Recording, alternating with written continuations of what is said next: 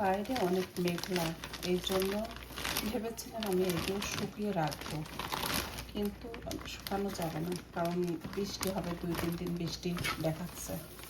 তো আমি এবার জিপলক আমি ভরে নিয়েছি, এভাবে বন্ধ করে এইখানে ডিপ ফ্রিজে রেখে দেবো। তো যখনই আমার প্রয়োজন হবে আমি বাইর করে রান্না করতে পারবো, একটুও নষ্ট হবে না, আর স্বাদটা একই রকম থাকবে।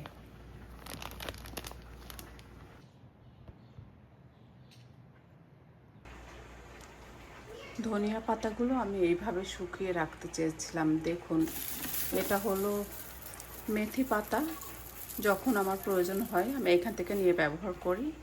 আর এটা হলো পুদিনা পাতা, মাঝে মাঝে বিরিয়ানি রান্না করলে, অন্য কোনো কিছু করলে এখান থেকে নিয়ে আমি ব্যবহার করি। তো এইখানে অনেক মাস ঠান্ডা থাকে, রোদ থাকে না, যার কারণে আমি এইগুলো শুকিয়ে রেখেছি, প্রয়োজনে যাতে আমাদের স্টোরে না যেতে হয়। তো সঙ্গে সঙ্গে বাড়িতে থাকলে আমরা নিয়ে ব্যবহার করতে পারি, এইভাবে রাখলে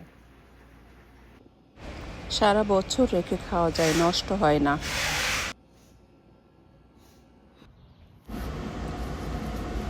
এই বোম্বাই মরিচগুলো অনেক ঝাল।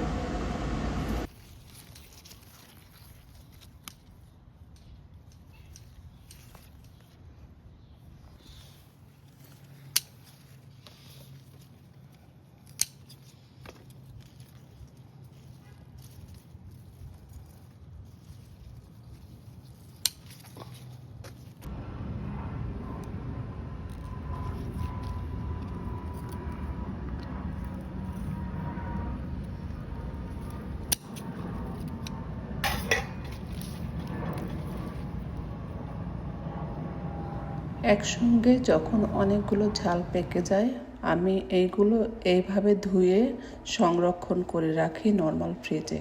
সারা বছর খাওয়া যায়, নষ্ট হয় না।